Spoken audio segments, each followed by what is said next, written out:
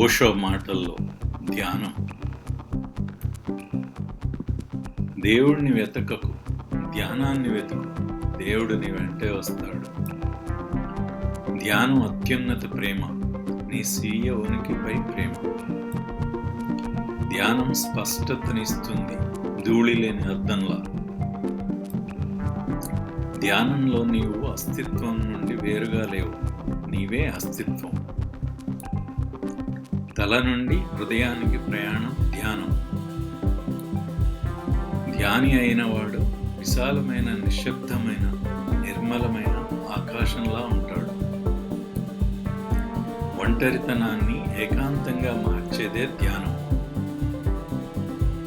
నీ అంతరంగ ఉనికికి స్వరమాలిక ధ్యానం. ధ్యానం ద్వారా హృదయం పువ్వులా వికసిస్తుంది.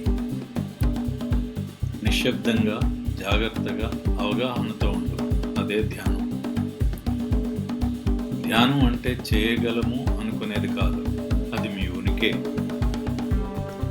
ఆలోచనలు లయమైతే లోపల సత్యం ప్రకాశిస్తుంది. నీతో నిన్ను కలిపే మార్గం ధ్యానం. నిశ్చలుడిగా మారాలని ప్రయత్నించు, కేవలం గమనించు, నిశ్చలత స్వయంగా వస్తుంది. ధ్యానం అంటే అవగాహనతో కూడిన విశ్రాంతి.